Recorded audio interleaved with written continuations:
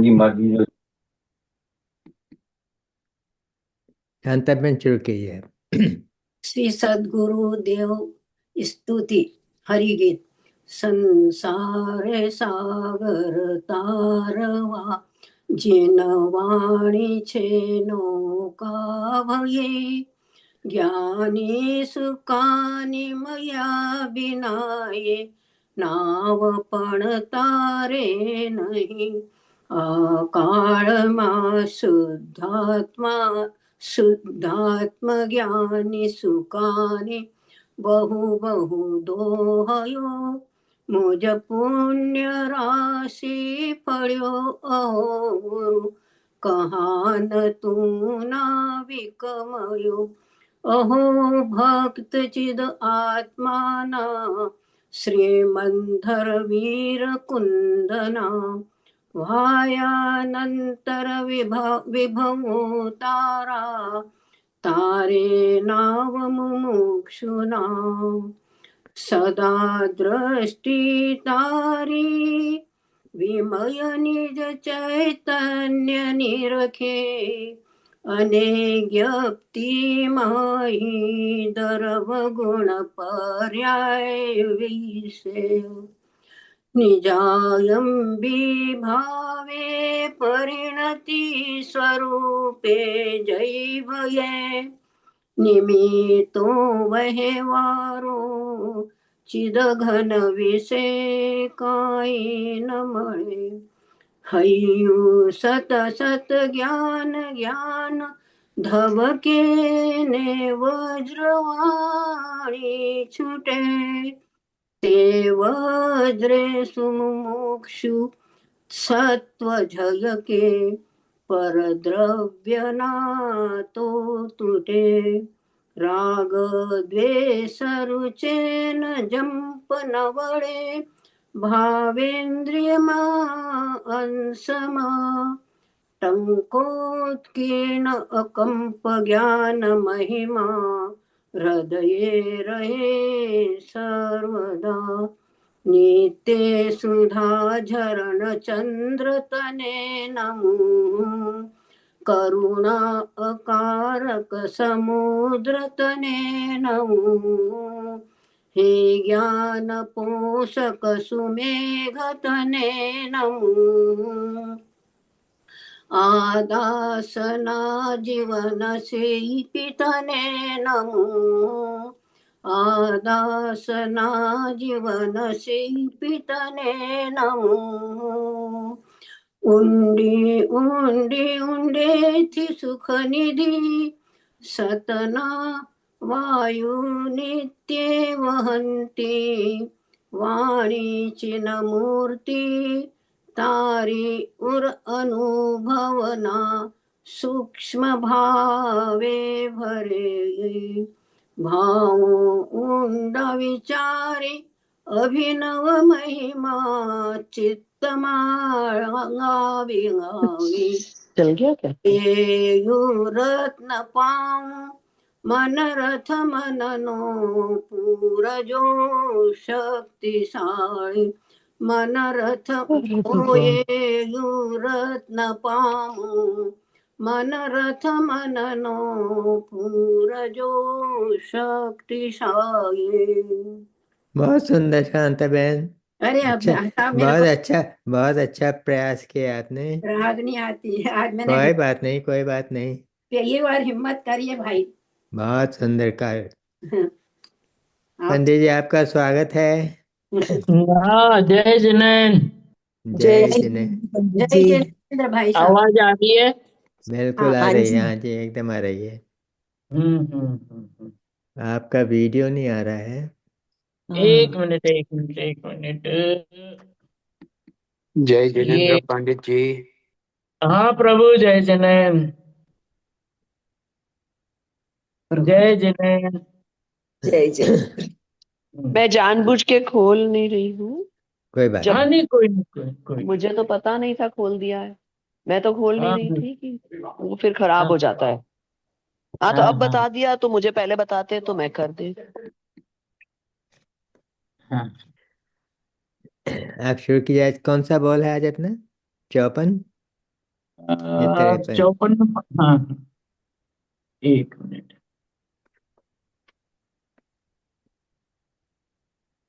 हम्म, 54।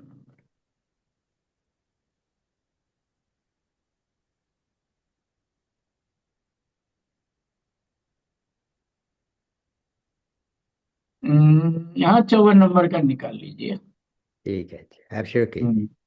हाँ जी, 54 नंबर बोल है। ठीक है जी।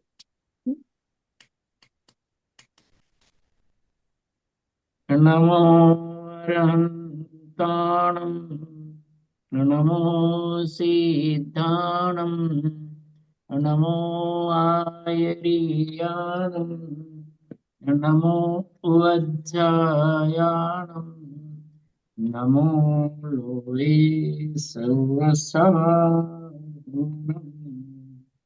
मंगलम भगवान वीरो, मंगलम गौतमोदरी, मंगलम कुंद कुंदार्यो, जय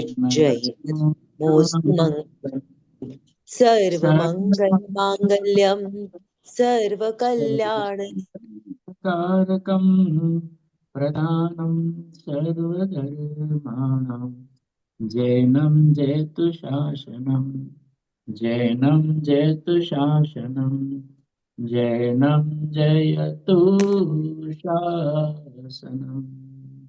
वन्दे तु सौवसिद्धे ध्रुवमचलमनोवमं गतिं पते, ओछामि समयपावड, नमो सुकेवली बणिदं, नमः समय साराय स्वानुभूत्या चकासते, चित्स्वभावाय भावाय सर्वभावान्तरच्छिदे, अनन्तधर्मणस्तत्त्वं पश्यन्ति प्रत्यगात्मनः, अनेकान्तमयी मूर्तिर्नित्यमेव प्रकाशताम्, निसंग है जो वायु सम, निर्लेप है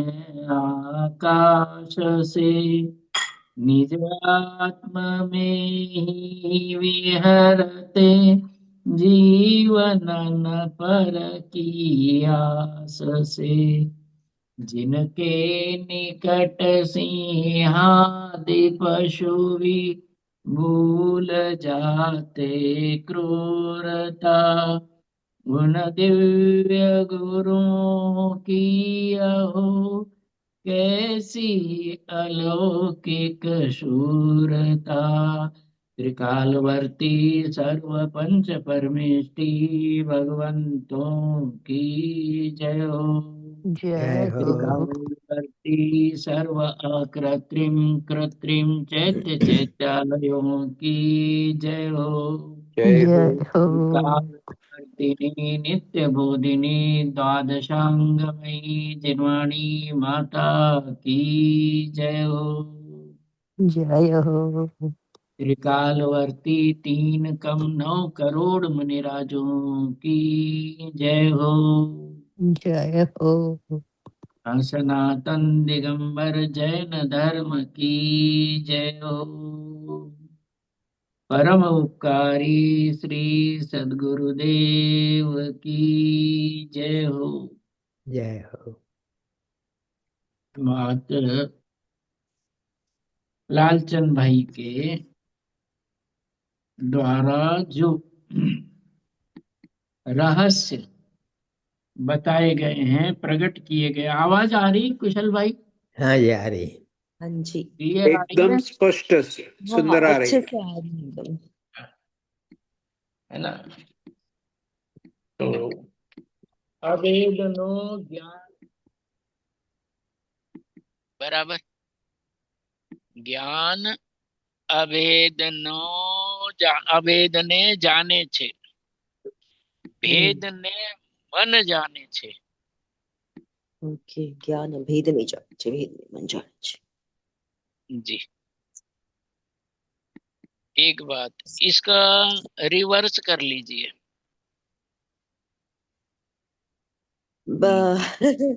मन अभेद को जानता है और आत्मा भेद को जानती है। नहीं, ज्ञान अभेद को नहीं।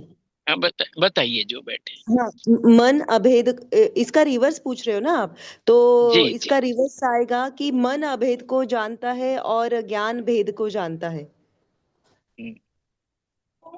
इसका रिवर्स ये हो गया कि मन अभेद को नहीं जानता, आहा। ज्ञान ज्ञान भेदने पण जाने ना अभेदने पण जाने छे। बराबर જ્ઞાનનો સ્વપર પ્રકાશક સ્વભાવ છે। જ્ઞાન ભેદને પણ જાણે છે और ज्ञान अभेदने पण जाने छे। मन एम નથી, मन એકલો ભેદને જ જાણે છે, मन અભેદને जानतो નથી। ये रहस्यपूर्ण चिट्ठी, रहस्यपूर्ण चिट्ठी में ध्यान से समझना। ये जो रिवर्स करा ना बहन, उसकी बात है। हाँ, सही बात है, हमारा गलत नहीं, कोई किसी का गलत नहीं। देखो, आपके दिमाग में योग्यता नहीं रहेगी तो किसी को सही किसी को गलत कहोगे। आपके ज्ञान की उस समय की योग्यता वही थी, योग्यता के अनुसार आपका ज्ञान सही है, क्रमबद्ध के अनुसार सारा परिणमन, विश्व का परिणमन सही है। जहाँ जहाँ जहाँ आपको कचरा दिख रहा है, जहाँ गंदगी दिख रही है, क्रमबद्ध में वो गंदगी सही है, आपकी दृष्टि में गलत है प्रभु। क्रमबद्ध में वस्तु हुकुमचंद बारिल छोटे दादा, उन्होंने उदाहरण दिया कि जो गार्डन में कचरा दिखता है, धूल मिट्टी दिखती है, पत्ते सूखे गिरे हुए दिखते हैं, आपको लगता है कि यहाँ सफाई नहीं हुई है, लेकिन ये आपके दिमाग की दृष्टि में सफाई नहीं है ना, अक्रम लगता है आपको, ऐसा लगता है सफाई हो तो क्रमबद्ध है, लेकिन असल में देखा जाए तो वो धूल मिट्टी कचरा भी क्रमबद्ध ही है। बहन पकड़ में आ गई बात? हाँ, दोबारा आप कह रहे हो कि आपकी बात के ऊपर बात चल रही है कि आपने कहा कि हम ऐसा गलत कर रहे थे। योग्यता के अनुसार देखो तो कोई भी ज्ञान झूठा नहीं है। झूठा नहीं, सही बात। दो शब्द है, योग्यता। सावरण शोषम लक्षण योग्यतया एव प्रतिनियतम अर्थम व्यवस्थापयति, कि प्रत्येक समय ज्ञान, मतलब एक प्रश्न अपने आचार्य ने, न्याय दीपिका ग्रंथ सुना है आप लोगों ने? हाँ जी, नाम न्याय सुना है। दीपिका नाम सुना। धर्मभूषण यति आचार्य का ग्रंथ है। जब ये बच्चे शास्त्री, आचार्य, उपाध्याय वगैरह डिग्रियां लेते हैं तो उसमें न्याय दीपिका अवश्य पढ़ाई जाती है, और पहले से ही पढ़ाई जाती रही है। जो छोटे दादा और उनके भी गुरु वगैरह पढ़ते थे, तब से जैन धर्म में न्याय दीपिका पढ़ाई जाती है। उसमें एक प्रकरण आता है न्याय दीपिका में कि पदार्थ से ज्ञान उत्पन्न होता है कि नहीं, है ना, इंद्रियों से ज्ञान उत्पन्न होता है कि नहीं, प्रकाश आदि से ज्ञान उत्पन्न होता है कि नहीं।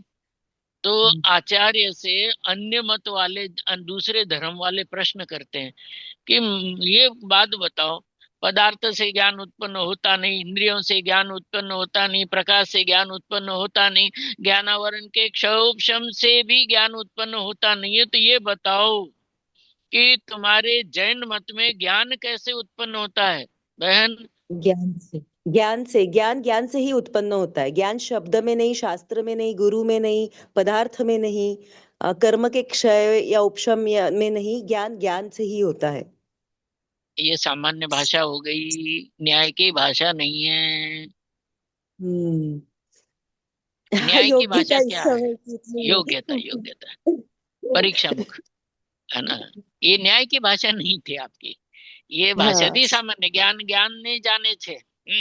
निमिचंद भाई रखियाल वाले थे ना, उनकी दाल एक बार ज्यादा गर्म होने से जल गई थी, उसका वो जलने से स्वाद टेस्ट वैसा हो गया था।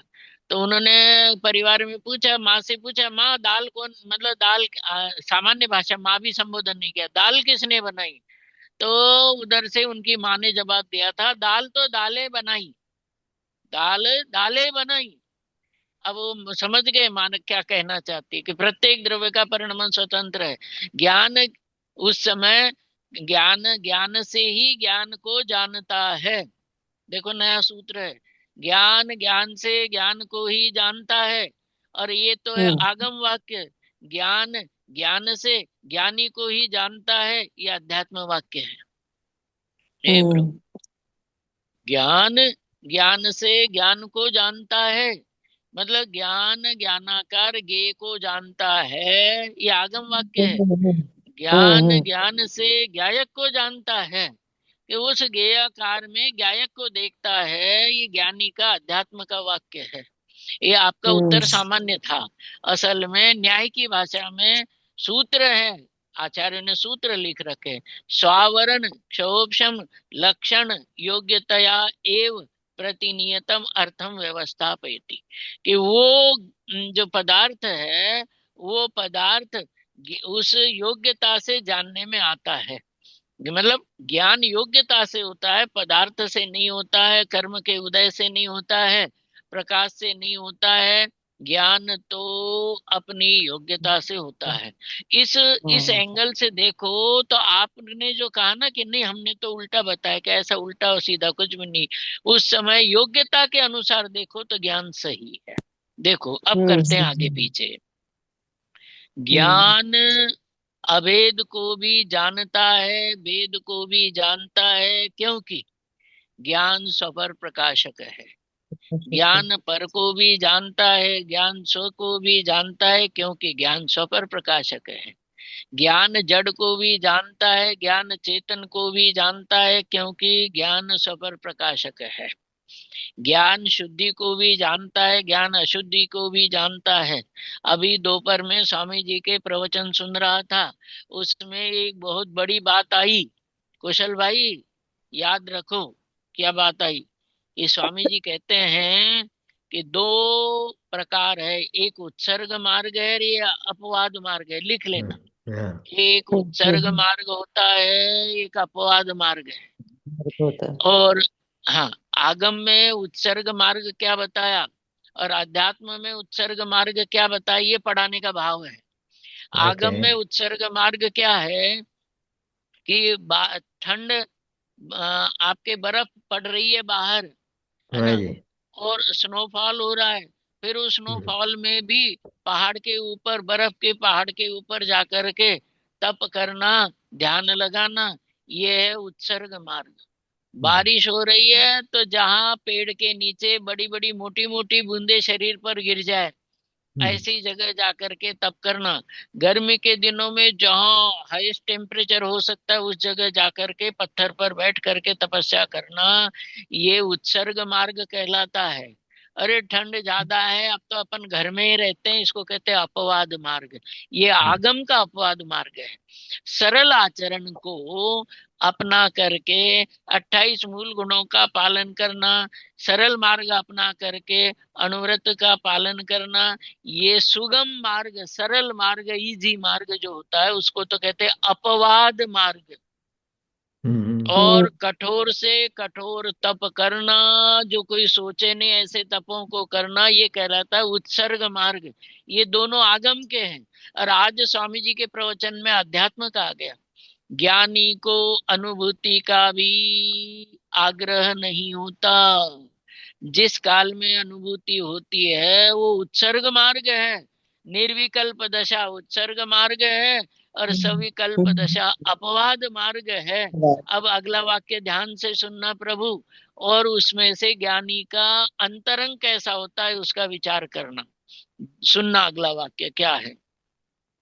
ज्ञानी को उत्सर्ग मार्ग या अपवाद मार्ग का आग्रह नहीं होता है। इसका मतलब ज्ञानी, हाँ हाँ प्रभु, हाँ प्रभु, दोनों का ही आग्रह नहीं होता है। बात समझ में आ गई। प्रयत्न होता है, आग्रह नहीं होता है।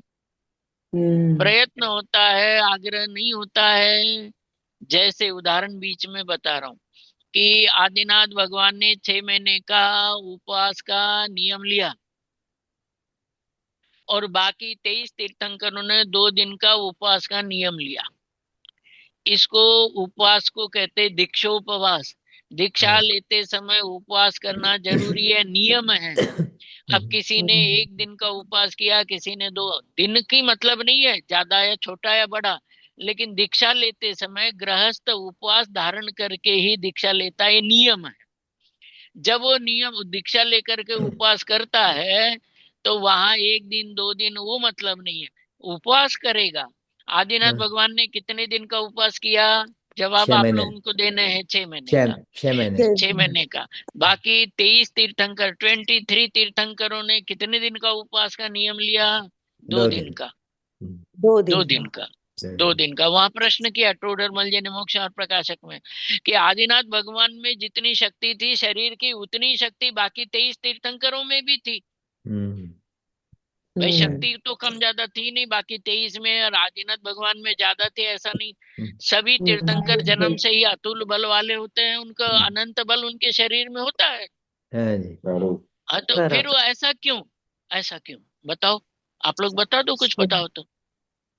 उसमें योग्यता नहीं नहीं नहीं, योग्यता ऐसा हर जगह समय नहीं। ऐसा ही ये नहीं होना नहीं था। नहीं, हर जगह नहीं। नहीं, चरणानी हाँ, योग है, न्याय शास्त्र में योग्यता लागू होगी। चरणानी योग में देखो अच्छा, बहन, अच्छा। जवाब ये चरित्र है चरित्र कि में योग्यता लागू नहीं होगी, चरित्र गुण में के इसमें योग्यता लागू नहीं होगी, कि मतलब योग्यता उनके चारित्र की उतनी प्रबलता नहीं थी उस नहीं नहीं नहीं, वो क्या करते हैं, टोडरमल जी का उत्तर है, ज्ञानियों को क्रियाओं का आग्रह नहीं होता है, कर सकते हैं फिर भी नहीं करते, इसका मतलब आग्रह नहीं होता है। जैसे उस काल में परिणाम हो वैसी क्रिया करते हैं। दोबारा, ज्ञानियों को क्रियाओं का आग्रह नहीं है। आग्रह होता तो रिकॉर्ड बनाते ना बहन। आदिनाथ भगवान ने 6 महीने का उपवास किया, अगला तीर्थंकर करेगा मैं 6 महीने 1 दिन का करूंगा, अगला तीर्थंकर कहेगा कि मैं 6 महीने 2 दिन का, रिकॉर्ड बन जाता है उनका, ग्रीनिज बुक ऑफ वर्ल्ड, उसमें नाम आ जाता। आदिनाथ भगवान ने 6 महीने का, अजितनाथ भगवान ने 6 महीने 1 दिन, संभवनाथ भगवान 6 महीना 3 दिन, रिकॉर्ड बनता कि नहीं? बताओ, रिकॉर्ड बन जाता ना। हाँ, सही बात, सही बात।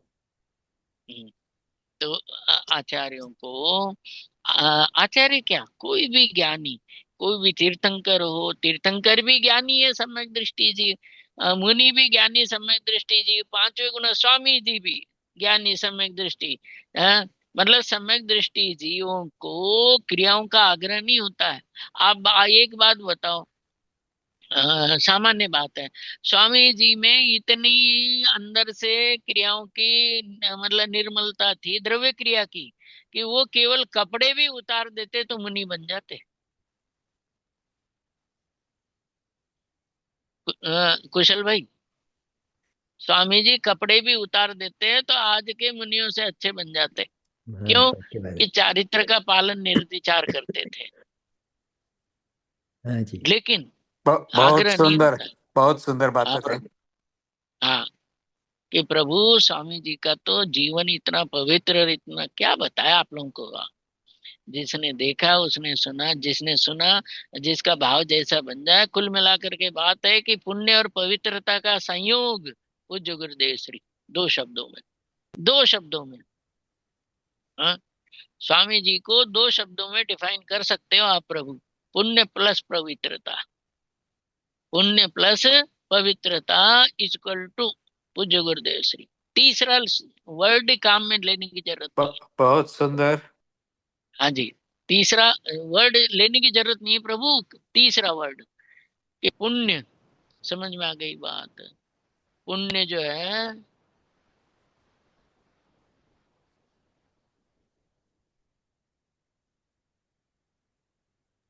आवाज नहीं आता आपका।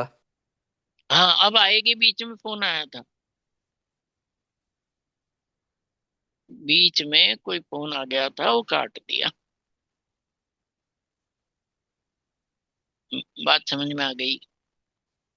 स्वामी जी को समझने के, अपने श्रद्धा अपनी दृढ़ पक्की करने के लिए दो ही शब्द है, पुण्य और पवित्रता। ऐसा व्यक्ति दिखना भी दुर्लभ है इस समय, मिलनार समागम तो बहुत दुर्लभ है। इतनी कितनी महिमा बताऊं, मतलब मैं बताते बताते थक जाऊं लेकिन पूरी नहीं हो, ऐसे पूज्य गुरुदेव श्री का जीवन था, शोभशम भी था। हाँ जी, तो पूज्य गुरुदेव श्री को दो शब्दों में, पुण्य प्लस पवित्रता इक्वल टू पूज्य गुरुदेव श्री। कहने का मतलब ये है, देखो टोडरमल जी की बात है मोक्ष और प्रकाशक की, वो समझाते हैं उदाहरण दे करके कि 23, हिंदी भाषा समझ में आती है ना आप लोग, 23 तीर्थंकरों के पास भी शक्ति उतनी, आदिनाथ भगवान के पास जितनी, लेकिन आदिनाथ भगवान ने 6 महीने का उपवास किया, बाकी 23 तीर्थंकरों ने 2 दिन का ही उपवास करके दीक्षा ले ली। तो कहने का मतलब समझ में आ गया होगा आपके कि ज्ञानियों को क्रियाओं का आग्रह नहीं होता है। ज्ञानी तो अपने परिणामों के अनुसार क्रिया करते हैं, दूसरों के दिखाने के लिए नहीं करते।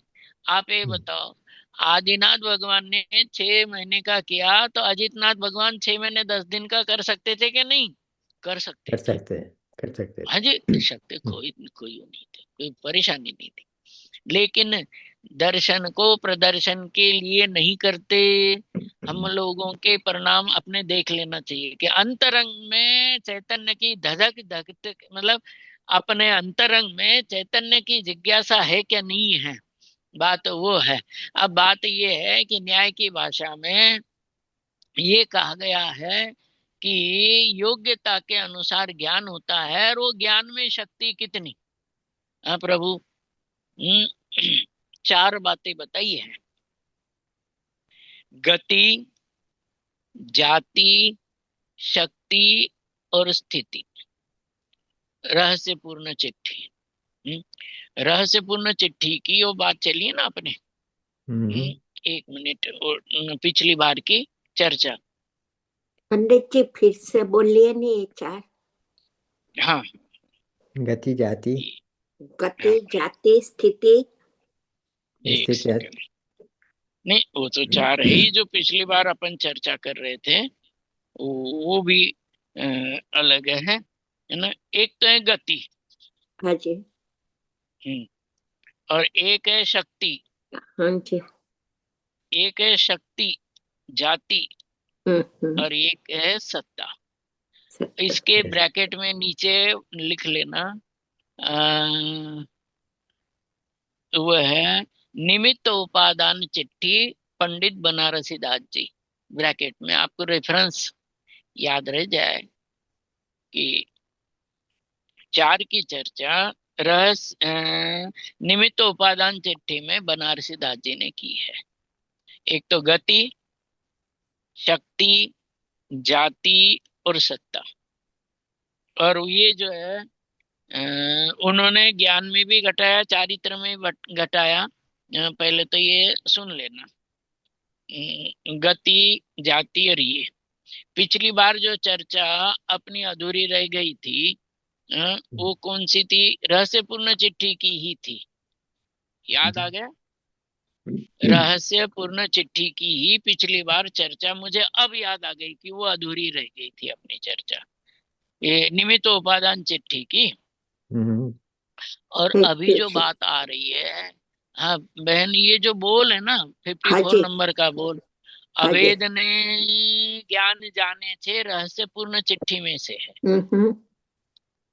इसका जो बेस है वो रहस्यपूर्ण चिट्ठी में से है। पिछली बार जो पिछली बार जो अपना पढ़ने का अधूरा रह गया था वो ये था कि ज्ञान, उस ज्ञान का जानपना और चारित्र की विशुद्धि दोनों मोक्ष मार्ग अनुसारी होते हैं।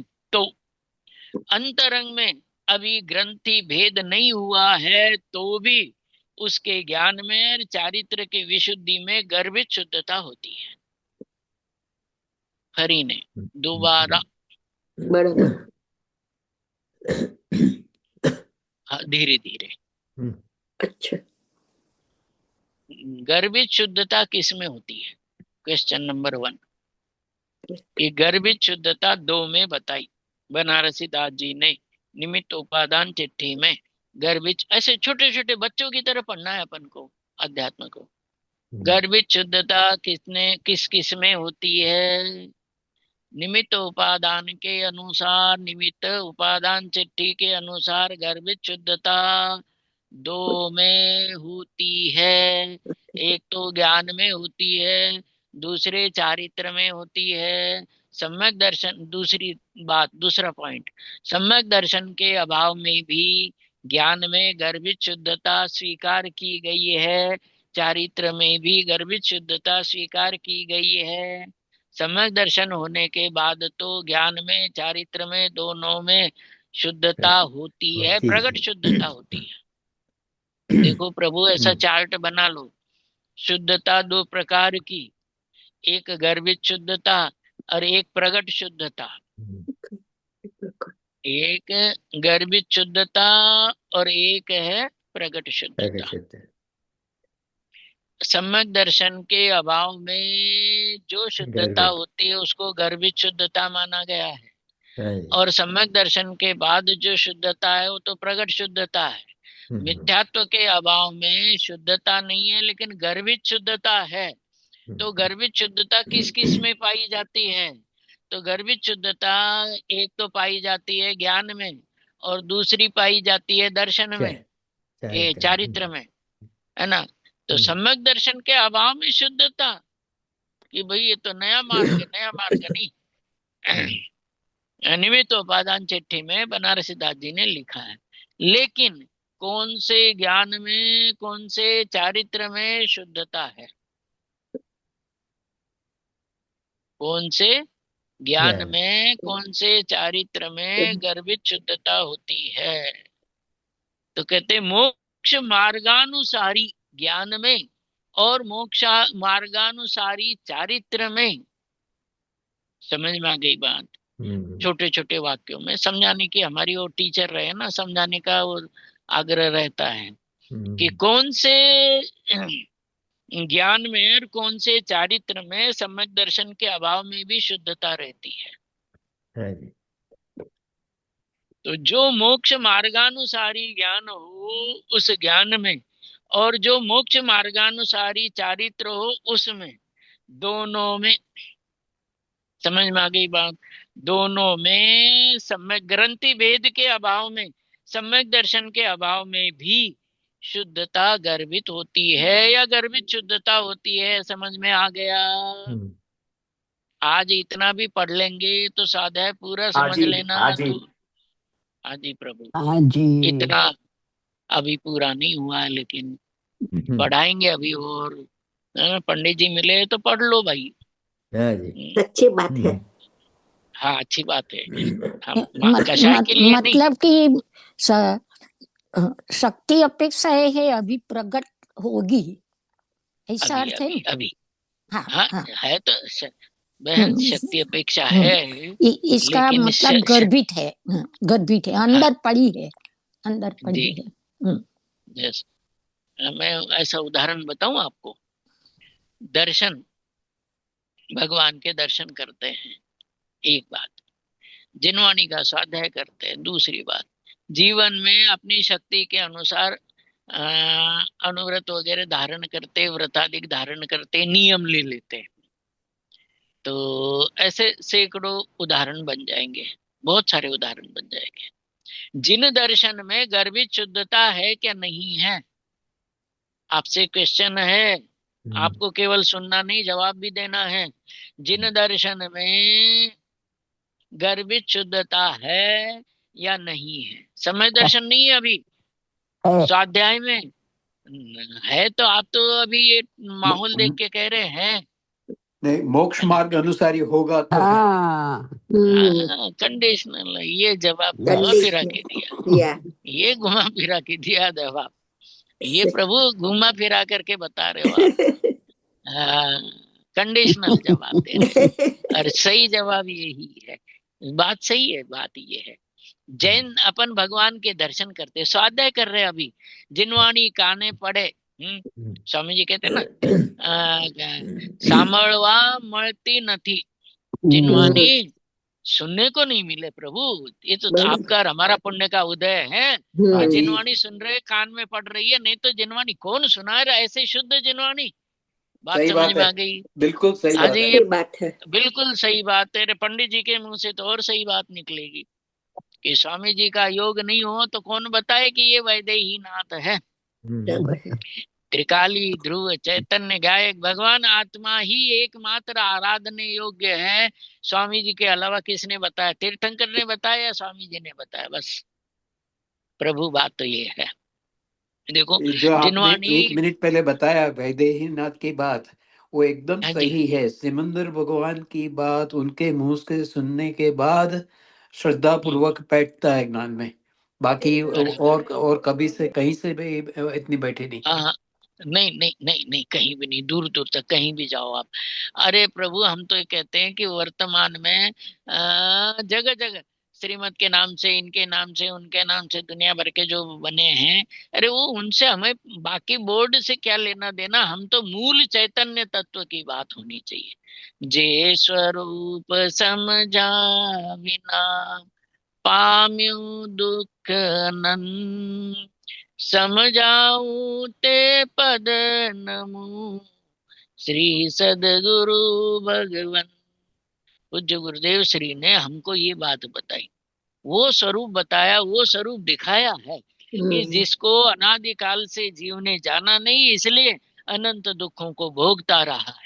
और वो स्वरूप दिखाया, अपना निज चैतन्य स्वरूप, जिसको समझने के बाद सारे दुखों का अंत होता है। उल्टी बात है ना, श्रीमद ने तो ये लिखा है, जे स्वरूप समझा बिना पाम्यो दुख अनंत। श्रीमद ने एम लिखा है ना, कि श्रीमद ने ये लिखा है कि जिस बराबर। स्वरूप को समझे बिना दुख अनंत पाए। अब उसका दूसरा अर्थ ये है कि जिस स्वरूप को समझने पर अनंत दुखों का नाश होता है। समझाऊं ते पद नमु, श्री ऐसे गुरु स्वरूप को को। दर्शन। हाँ, श्री गुरु भगवंत। तो जो त्रिकाली ध्रुव शुद्ध शाश्वत चैतन्य स्वरूप है, वही हमारा निज रूप है। और उस निज रूप शुद्ध चैतन्य रूप ज्ञायक चिदानंद चैतन्य परमात्मा को जानना। प्रभु, समझ में आ गई बात? हाँ जी। उस त्रिकाली ध्रुव शुद्ध चैतन्य गायक भगवान आत्मा को बताने वाले कितने उपकार बताए जाए स्वामी जी के, कहाँ बहुमान आता है? अरे सच्चा भक्त हो तो बहुमान आ जाए, केवल कोरा श्रोता हो तो बहुमान नहीं आए प्रभु। चाहे आप कितने ही लोग हो, मुझे मुझे लेना देना नहीं उससे, कितने पुण्य वाले हो, लेकिन भगत नहीं हो, ये गारंटी से कहता हूँ, यदि बहुमान नहीं आता है तो। बात समझ में आ गए? पुण्य के उदय से कितना ही लाभ आपको हुआ हो, रुपए पैसे मकान दुकान अमेरिका विदेश इधर उधर का, लेकिन जो सच्चे भक्त नहीं हो तो आपको स्वामी जी का बहुमान नहीं आए। सच्चे भक्त हो तो बहुमान आए बिना रहे नहीं। समझाऊं ते पद नमु। ये बात है। हाँ जी, श्री सही बात है, सदगुरु सही भगवान। बात है। स्वामी, हम, मैं ये कहूँ कि भाई कुशल भाई, स्वामी जी का बहुमान करो, नहीं करे, अरे वो तो अंदर से निकलती उछलती है बातें। भगवान की भक्ति पूर्ण वीतरागी माने बिना सच्ची होती ही नहीं है।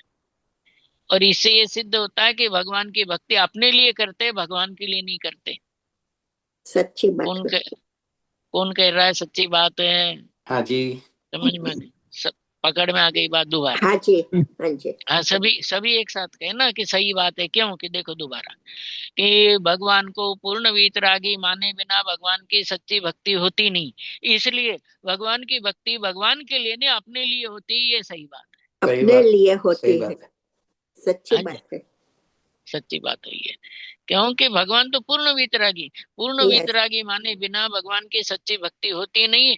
और भगवान की सच्ची भक्ति होती जो करता है, वो अपने लिए भक्ति करता है। ये बात इससे सिद्ध होती है, भगवान को उसकी जरूरत ही नहीं है। ऐसा एक 57 नंबर का स्वयं स्तोत्र है, उसमें श्लोक नंबर है 57।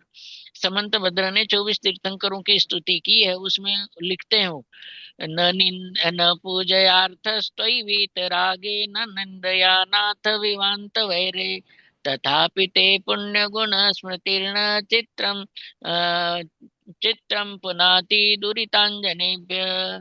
पुनाति चित्रम दुरितांजनेभ्य। समंत भद्र आचार्य के शब्द है कि हे वीतरागी भगवान, न पूजयार्थस्तोयि वीतरागे, कि हे वीतरागी भगवान, आप वीतरागी हो, इसलिए कोई आपकी पूजन करता है तो खुश नहीं होते। रागी तो खुश होता, रागी खुश होता।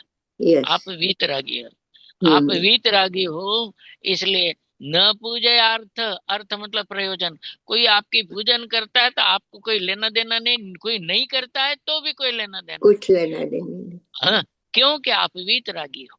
हम्म, बराबर। हाँ, बराबर। फिर आगे लिखते हैं, न निंदया नाथ विवांत वैरी। आपकी यदि कोई निंदा करता है तो उससे भी कोई आपको लेना देना नहीं। क्यों? कि आपके अंतरंग में शत्रुता का भाव ही नहीं है। बराबर वही है। अंतरंग में शत्रुता का भाव नहीं होने से कोई कितना भी प्रतिकूल आचरण करे तो भी आप उसके प्रति वैर भाव धारण नहीं करते। सच्ची बात है।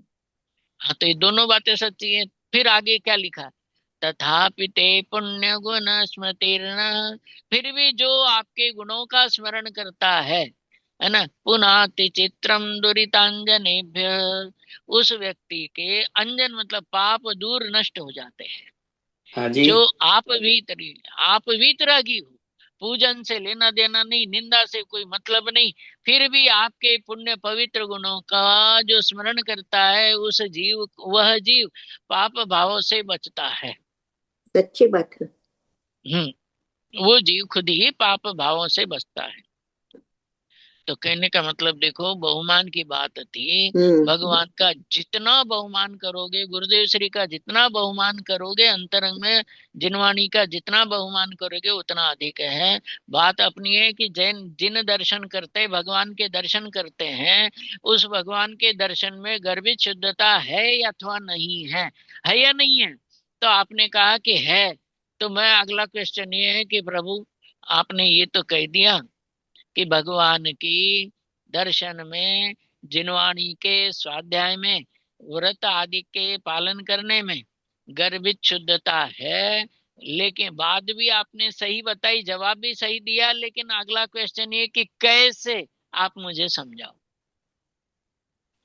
कि बात तो सही है आपकी कि जिनेंद्र भगवान के दर्शन में गर्भित शुद्धता है।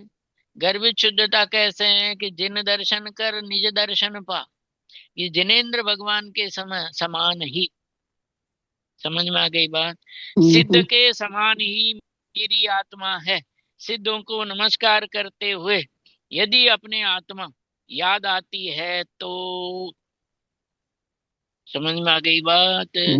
यदि अपने आत्मा के दर्शन होते हैं तो बाह्य में भगवान के दर्शन करने के बाद परमानंद संयुक्तम निर्विकारम निरामयम ध्यानहीना न पश्यन्ति निज देहे व्यवस्थितम। अकलंकाचार्य परमानंद स्तोत्र, वो कहते हैं कि परमानंद चैतन्य निर्विकार निरामय दोष रहित शुद्ध चैतन्य अंतरंग में विराजमान है।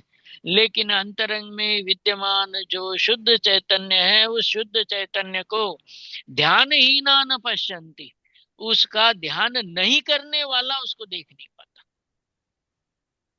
समझ में आ गई बात। शुद्ध त्रिकाली चैतन्य का ध्यान नहीं करने वाला शुद्ध चैतन्य ज्ञायक परमात्मा को जान नहीं पाता, देख नहीं पाता। इसलिए त्रिकाली शुद्ध चैतन्य का ध्यान करने वाला अपने शरीर में ही त्रिकाली ध्रुव शुद्ध चैतन्य को जानता है, देखता है, अनुभव करता है। तो जिनेंद्र भगवान के दर्शन करना का मतलब क्या है? स्वामी जी कहते हैं कि सर्वज्ञ कौन है? कि जिसने अपने सर्वज्ञ स्वभावी आत्मा का अनुभव किया है, अपने आत्मा का सर्वज्ञ स्वभाव के रूप में अनुभव किया है, उसी ने लोक में सर्वज्ञ होते हैं ऐसा स्वीकार किया। प्रभु पकड़ में आ गई बात। सिद्ध के दर्शन में सिद्ध की महिमा नहीं है, चैतन्य की महिमा है। कैसे सिद्ध करोगे? न्याय से, कि जो अपने चैतन्य गायक भगवान आत्मा को सर्वज्ञ स्वभावी स्वीकार करता है, सर्वज्ञ स्वभावी अनुभव करता है, सर्वज्ञ स्वभावी है ऐसा जानता है, वो जीव सर्वज्ञ को मानता है। पूजन करने वाला माने नहीं माने, अनुभवी जीव नियम से मानता है। हाँ जी, हाँ जी। पकड़ में आ गई बात।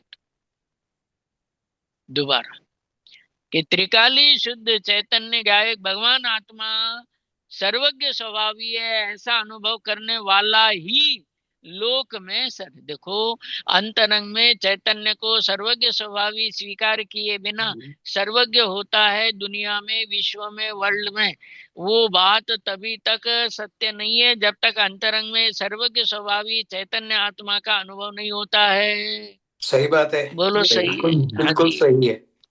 हाँ, अपने को सर्वज्ञ स्वभावी स्वीकार करने वाला ही सर्वज्ञ का यथार्थ श्रद्धान करता है, सर्वज्ञ के यथार्थ दर्शन पूजन करता है। जो अपने को सर्वज्ञ स्वभावी स्वीकार नहीं करता, वो जीव सर्वज्ञ को स्वीकार ही नहीं करता है। इसका मतलब पहले अपने आप को सर्वज्ञ स्वभावी स्वीकार करने वाला ही पंच परमेष्टि को मानता है। विश्व में सबसे बड़े 5 पर्सन कौन कौन है? कि 5 परमेष्टि इस विश्व के सर्वश्रेष्ठ 5 पर्सन हैं। उनमें दूसरे नंबर पर सिद्ध है। सिद्ध के बिना, है ना, अपने चैतन्य स्वरूप का भान नहीं होता है, और चैतन्य स्वरूप के भान के बिना सिद्धों का भान नहीं होता है। दोबारा, टाइम की कमी नहीं अपने पास, है ना, टॉपिक कम है, जो अनुभव के लिए जो जरूरी है। देखो, सिद्धों के बिना आत्मा का स्वरूप समझ में नहीं आता है, और आत्मा का स्वरूप जाने बिना सिद्धों का स्वरूप अनुभव में नहीं आता है। तो साहब, न्याय की भाषा में तो इतरेस तरासरे नाम का दोष आ गया। द्रव्य कर्म से भाव कर्म होते और भाव कर्म से द्रव्य कर्म होते, तो जीव मोक्ष कब जाएगा? नहीं जा पाएगा। इससे ये सिद्ध होता है कि द्रव्य कर्म के उदय के अनुसार भाव कर्म नियम से नहीं होते। प्रभु पकड़ में आते जा रहे तर्क, बहुत सुंदर, बहुत सुंदर। तर्क तो समझ में आ रहे होंगे, क्योंकि कर्म को दोष देना, है ना, अपने अज्ञान को छिपाना है, ज्ञान को सही नहीं करना है। देखो, कर्म को दोष को, अब यदि कर्म को दोष देते क्या करें?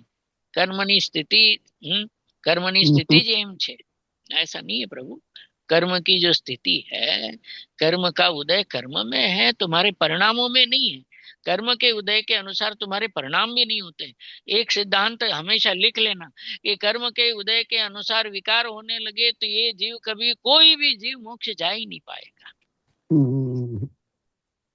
पकड़ में आ गई बात। दोबारा, बहुत बात ऐसी, मतलब बात सरल है, फिर भी बड़ी बार बात बार है, बहुत बड़ी बात है।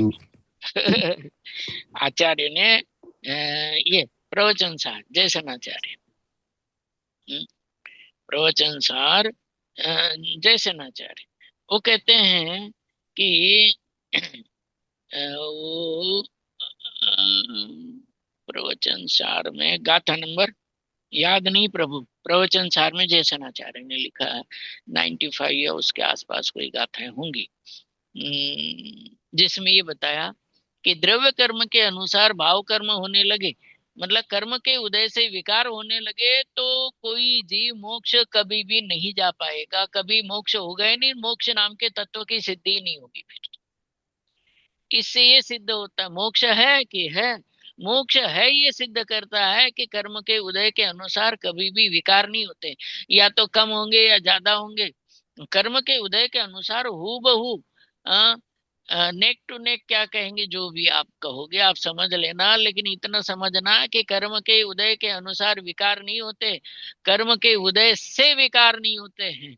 कर्म के उदय से विकार होने लगे तो कोई जीव मोक्ष को प्राप्त कभी कर नहीं पाएगा, क्योंकि जयसेनाचार्य लिखते हैं कि किसी भी समय, टोडर मुल्जिन लिखा है मोक्ष और प्रकाशक में 146 147 146 147 उस पेज पर क्या लिखा है कि वो कहते हैं कि कर्म के उदय के अनुसार यदि भाव कर्म होने लगे तो कभी ऐसा हूबहू कभी भी नहीं होता है।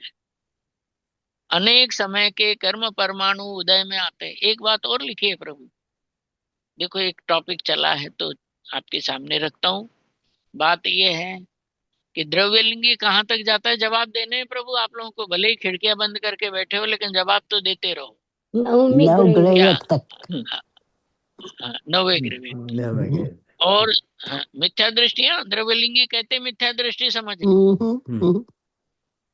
द्रव्यलिंगी कहते ही मिथ्या दृष्टि समझना। दूसरी बात, जो चौथे पांचवे गुणस्थानवर्ती श्रावक है वो कहाँ तक जाता है। समय दृष्टि 16वें स्वर्ग तक। 16वें स्वर्ग। मिथ्या दृष्टि कहाँ तक जा रहा है। 9वें ग्रह तक। समय दृष्टि 16वें स्वर्ग। 16वां स्वर्ग सुधी है। हाँ जी, तो बड़ा कौन हो गया। चौथा गुण रहेगा तो वही सम्यक भी रहेगा। नहीं तो बड़ा है तो ऊपर क्यों नहीं गया। सम्यक दृष्टि माहिती ज्ञान है, श्रद्धा नहीं है।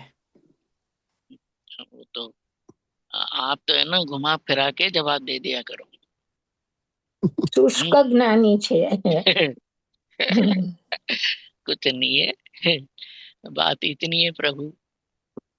योग्यता चौथे पांचवे गुणस्थान वाला, 16वें स्वर्ग तक मिथ्या दृष्टि द्रव्यलिंगी कहाँ तक जा रहा है।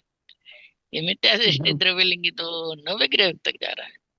तो टोटल में हाँ वो पूछा उसमें तो चौथा पांचवा बनने वाला जाए ने 16वां સુધી। हाँ 16वां સુધી। चौथा पांचवा। हाँ पांचवा, चौथा पांचवा बेपन कहाँ लग कि 16वें के लग।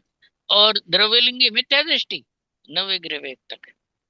तो बोले टोडर मल ने बड़ा लंबा चौड़ा उदाहरण वहां लिखा, डिटेल में लिखा है कि ये जो गति है ये नाम कर्म के अनुसार है। और जो अघातिया कर्मों का फल है ना, ये गति आदि अघातिया कर्मों का फल कहाँ तक होता है कि बोले वो तो कर्म के जैसी उसकी स्थिति पर परिणाम वगैरह मंद हो गए ना, लेशा में शुक्ल लेशा हो गई उसकी। अब लेशा की वजह से 9वें ग्रह तक गया। लेकिन टोडरमल जी ने एक शब्द लिखा, मिथ्या दर्शन के साथ 9वें ग्रह तक जाना कार्यकारी नहीं है। सम्यक दर्शन के साथ पहले स्वर्ग में भी रहेगा तो भी उसके भव का अंत आ चुका है। और मिथ्या दर्शन के साथ 9वें ग्रह तक भी गया तो भी वहां मिथ्यात्व का अंत नहीं हुआ। अनंत बार गया और अनंत बार आया। प्रभु पकड़ में आ गई बात। Yes yes. दोबारा रिपीट की जरूरत नहीं है।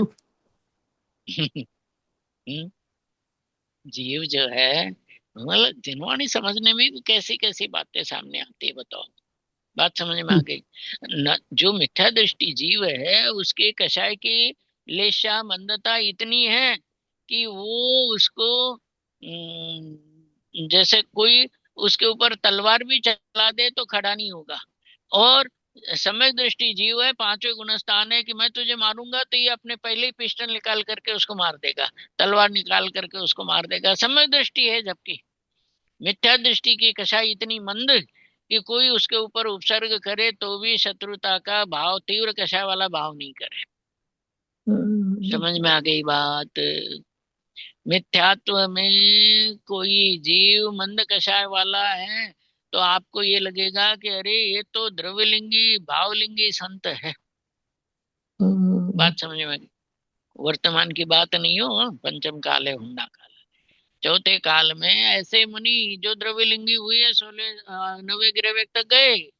अब उन मुनियों पर कोई उपसर्ग करे तो भी शांत भाव से सहन कर ले, लेकिन ऐसी कषाय की मंदता किसी काम की नहीं है। अब उल्टी बात बताऊं, उल्टी बात। सुधाबेन की खुल गई खिड़की है ना, कि वो है ना उल्टी बात। आप कितनी भी उछल कूद करो लेकिन श्रद्धा यथार्थ रखो प्रभु। दोबारा मैं शुद्ध चैतन्य। हाँ जी, मतलब चारित्र में फेर फार जैसा परिणाम बने खींच तान करके नहीं करना, जितना परिणाम बने उतना करो, लेकिन श्रद्धान में भूल मत करना, क्योंकि श्रद्धान के भूल वाला 90 ग्रह तक जाकर के भी संसार में ही भटकता है, और चौथे पांचवे गुणस्थान वाला कम स्वर्गों में जाकर, पहले 16 स्वर्ग की छोड़ो, पहले स्वर्ग में जाकर के भी मोक्ष मार्गी है ना। 90 ग्रह तक गया हुआ मिथ्या दृष्टि जीव मुनि बन करके 90 ग्रह तक जाता है, क्योंकि ग्रहयकों में मुनि बन करके ही जाया जाता है। समझ में आ गई बात? गृहस्थ की बराबर। लिमिट है 16वां स्वर्ग, 16 स्वर्ग तक लिमिट है गृहस्थों की। और मंद कषाई जीव मुनि हो जाए, और मुनि होने के बाद व्रतादि का पालन करे, कषाई की इतनी मंदता करे तो वहां तक जाता है। एक और बात बताऊं काम की, काम की बात सुनो, सारी काम की बातें हैं, जिनवानी है, आगाध है, अथा है, सारी काम की बात है। देखो, घातिया कर्मों का बंध बाह्य आचरण के अनुसार नहीं होता है, अंतरंग की कषाय की तीव्रता मंदता के अनुसार होता है। बहुत बड़े सिद्धांत की बात है ये। घातिया कर्मों का बंध, कर्म 2 है ना, सबका स्वाध्याय है ना इतना। हाँ जी, हाँ जी। हाँ जी, हाँ जी। घातिया घाती घातिया चार कर्म, घातिया, घातिया चार कर्म। घातिया। हाँ जी, सब ज्ञानी जीव છે, સ્વભાવ પણ જ્ઞાની છે, स्वभाव ने पण लईने ज्ञानी छे। ज्ञानी सभी जीव ज्ञानवान है, इसलिए सभी ज्ञानी है, ये भी ज्ञान का अर्थ है। सम्यक दृष्टि ज्ञानी है ना, और केवल ज्ञानी ज्ञानी है ना, ऐसे ज्ञानी की अलग अलग परिभाषा है। तो सब ज्ञानवान है। दोबारा फरीने क्या कहा? घातिया कर्मों का बंध, घाती मतलब आत्मा को घातने वाले कर्मों का बंध कषाय की प्रवृत्ति के अनुसार होता है, बाहर के आचरण आदि के अनुसार नहीं होता है। कषाय में तीव्रता हो, कषाय में मंदता हो, तो पकड़ में आ गई बात। हाँ जी। हाँ, घातिया कर्मों का बंध, वो 47 प्रकृति है ना घातिया, हाँ, उनका हर समय बंद होता है। और चाहे दर्शन कर रहे हो तो, पूजन कर रहे हो तो। आपको एक प्रश्न पूछता हूँ, कुशल भाई, आपकी खिड़की खुली है ना, ये सुधाबेन की भी खुली है, सुधाबेन से पूछे कि दर्शन करते समय पाप का बंध होता है कि नहीं होता है? हो सकता है।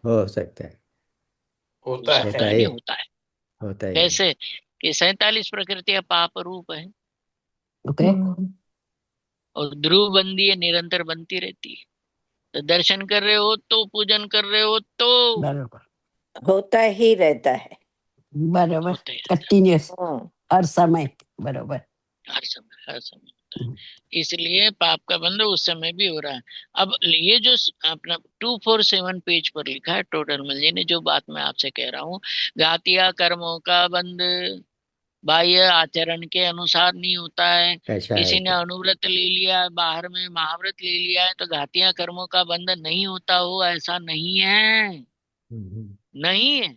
हाँ जी, समझ में आ गई बात? बराबर। बाह्य में कितना भी कठोर से, श्रीमद रायचंद याद आते हैं बार बार, कोई जड़ क्रिया थई रहा, शुष्क ज्ञान माको, माने मार्ग मोक्ष करुणा उपजे जोई।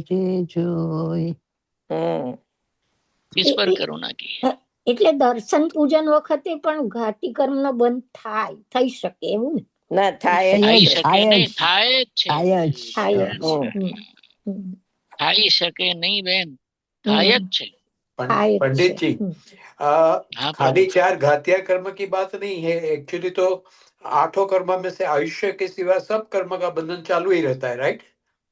बराबर बराबर, बिल्कुल 100%, 100%। बट वो अघातिया, जो अघातिया कर्म है उसमें तो शायद पुण्य का बंध होगा, अगर सच। हाँ, लेकिन घातिया कर्म का बंध तो हमेशा पाप स्वरूप ही है। बराबर बराबर बराबर। आत्मा के जीवों का जो अनुजीवी गुण है उनका घात करने से वो है। बात समझ में आ गई? बात बहुत फैल गई, लंबी हो गई बात, है ना? क्योंकि मोक्ष मार्ग अनुसारी समझना है प्रभु अपन को, कि ज्ञान की जो समझ है, समझ में आ गई बात? ज्ञान की समझ, जानपना एटले समझ। देखो, आप स्वाध्याय कर रहे हो, आपको ज्ञान हो गया घातिया कर्मों का बंध निरंतर होता है, और घातिया कर्मों का बंध कषाय की प्रवृत्ति के अनुसार होता है, बाहर की क्रिया के अनुसार नहीं होता है।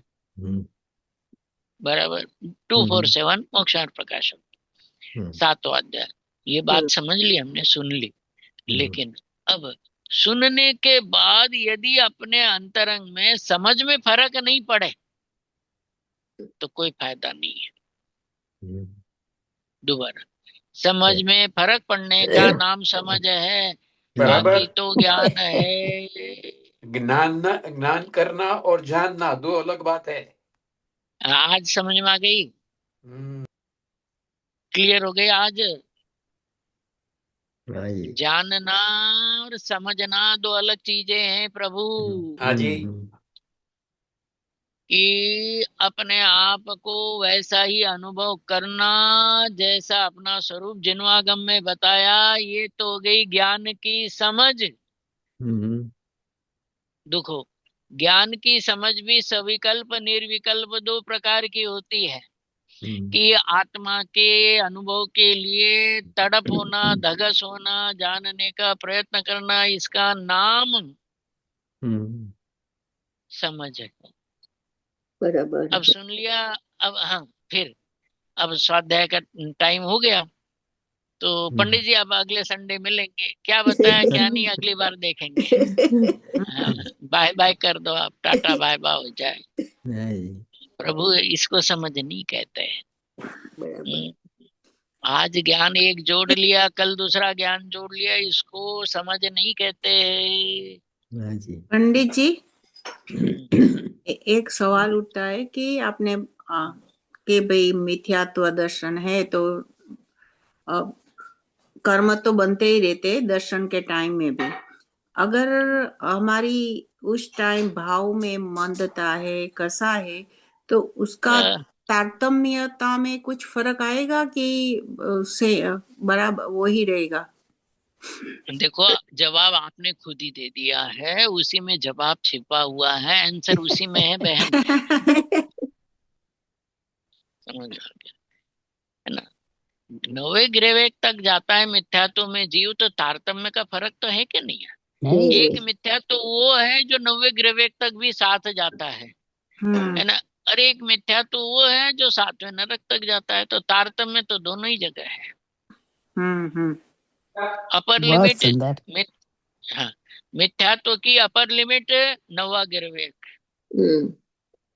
है ना, और वो नीचे वाली जो लिमिट है 7वां नरक है। तो ये सारे 7वें नरक से लेकर के जो 9वें गिरवेक तक के भाव हैं, वो मिथ्यात्व के ही तीव्रता मंदता के प्रकार है। बराबर। समझ में आ गई? समझ में आ गई? फर्क तो पड़ता है। अभी स्वाध्याय कर रहे हैं तो परिणामों में फर्क पड़ रहा है कि नहीं पड़ रहा है? तो समझ में आ रहा है, अंदर से अच्छा लग रहा है। 1 घंटा अपना इसमें चला गया तो अच्छा लग रहा है कि अरे कहाँ 1 घंटा तो कहाँ समय बीत जाता पता ही नहीं चलता। हो गया ना 1 घंटा? पंडित जी, मुझे एक छोटा सा प्रश्न है। हाँ, समय है? हाँ जी, हाँ जी। हाँ, तो नहीं, जो आपने शुरू में उत्सर्ग और अपवाद मार्ग समझाया था आगम और अध्यात्म दोनों से, तो आगम का तो समझ में आ गया, जो घोर तप वगैरह करे वो उत्सर्ग मार्ग है, ठीक है ना? और परंतु जो अध्यात्म का बताया उसमें एक ही बात बताई, 2 अलग क्लैरिफाई मुझे नहीं हुए। बताता हूँ। पहली बात तो ये क्लियर कर लेना कि मैंने नहीं, स्वामी जी ने बताई है। आज दोपहर में जो है ना प्रवचन सुन रहा था, तो वो प्रवचन उसमें आई थी बात, ठीक है? पहली बात तो ये। दूसरी बात ये कि स्वामी जी ने ये बताया कि ज्ञानी को ये आग्रह नहीं रहता है कि मैं स्वरूप में ही रहूं, और या स्वरूप के बाहर रहूं। जिसका पर्याय में से अपनापन नष्ट हो गया उसको कोई फर्क नहीं पड़ता कि पर्याय द्रव्य में है या बाहर में है। ये सार था। प्रभु पकड़ में आ गई बात। हाँ नहीं, सार तो दोबारा पकड़ाया, परंतु उनमें डिफरेंशिएट करना आपने बताया ना, उत्सर्ग और सभी अपवाद, वो नहीं बराबर। समझ में आया। हाँ अच्छा भाव अच्छा तो पकड़ में आ अच्छा गया। हाँ ठीक है ठीक है। सविकल्प दशा ये अपवाद मार्ग है और निर्विकल्प दशा वो उत्सर्ग मार्ग है। मार्ग है। बहुत अच्छा, थैंक यू। नहीं ये स्वामी जी बहुत कुछ नहीं सुंदर। बोल, हमको नहीं, धन्य। स्वामी जी ने खोला है। वो तो उसी व्यक्ति की बात थी प्रभु, इतना खोलना कि ज्ञानी को ये आग्रह नहीं रहता है कि पर्याय निर्विकल्प रहे कि सविकल्प रहे। मतलब ज्ञानी को विकल्प का भी विकल्प नहीं रहता, निर्विकल्प का भी विकल्प नहीं रहता। ये लाइन लिख लेना आज के सार के रूप में। ज्ञानी को विकल्प का भी विकल्प नहीं रहता है, ज्ञानी को निर्विकल्प का भी विकल्प नहीं रहता है। सविकल्प दशा का क्या बताया? कयो मार्ग छे? सविकल्प दशा अपवाद मार्ग, निर्विकल्प दशा उत्सर्ग मार्ग। लिख लेना, जो जो बातें पकड़ में नहीं आती उनको जो जो लिख सविकल्प जो अवस्था है वो भी एक बार निर्विकल्प होने के बाद उतरने पर, सविकल्प में आने पर। हाँ जी हाँ जी हाँ जी बराबर है। दूसरा जो सम्यक तो सम्यक मिथ्या दृष्टि जीव है उसको भी विकल्पों का आग्रह नहीं होता है, उसको तो निर्विकल्प दशा की भावना रहती है। मतलब है कि सहज, दोनों जगह ज्ञानी में सहजता है। अरे सहजता के स्वामी जी यही समझा रहे थे। अरुण जी, ये सौगानी जी का जो आता था ना कि पर्याय को मेरा ध्यान करना है तो करे, पर मैं तो ध्रुवी हूँ, तो वो यही लाइन में हुआ ना? नहीं। हाँ बराबर, स्वामी जी ने सौगानी जी को याद किया। हाँ सौगानी द्रव्यदर्शी प्रकाश बोल बराबर, बताया था ये कनेक्ट करना ही बराबर। आपने अभी बताया, हाँ हाँ पंडित जी आपने अभी क्या बताया था कि सम्यक तो सन्मुख मिथ्या दृष्टि को भी आग्रह नहीं होता। बराबर, क्योंकि वस्तु स्वरूप नहीं तो होता। हाँ, वस्तु स्वरूप समझ में आ गया ना उसको। देखो देखो देखो, अपन को वो रहता है शिखर जी की यात्रा कर रहे हैं, वंदना कर रहे हैं, तो हमका जिसकी भावना ज्यादा होती है उसको रास्ते का आग्रह नहीं होता है। दर्शन की भावना जिसकी ज्यादा होती है उसको रास्ते का आग्रह नहीं होता है कि मैं कितना किलोमीटर चला और कितना चलना है और कितना क्या हुआ, उसको तो उसका आग्रह रहता है। बात समझ में आ गई? उसको तो एक दर्शन का आग्रह रहता है, तो उसका सारा ध्यान दर्शन दर्शन दर्शन पर रहता है। ऐसे ही सम्यक तो सम्मुख जो मिथ्या दृष्टि जीव है उसको तो त्रिकाली ध्रुव की इतनी तड़प लगी रहती है कि उसको विकल्प का, उसके विकल्पों की तरफ उसका ध्यान ही नहीं जाता कि मैं तो चैतन्य के विकल्प कर रहा हूं ना। ऐसे में वो संतुष्ट भी नहीं होता और विकल्प कर रहा हूं ये भी भान नहीं रहता है। विकल्प होते हुए विकल्प का ध्यान नहीं होना ही ये निर्विकल्प दशा का पहला कदम है। विकल्प होते हुए भी विकल्पों का ध्यान नहीं रहना, समझ ज्यादा हो गया आपका, है ना? बाकी चर्चा अगली बार कर लेंगे। बहुत सुंदर, बहुत सुंदर। हाँ जी, धन्यवाद। धन्यवाद। चलो जय जय जय।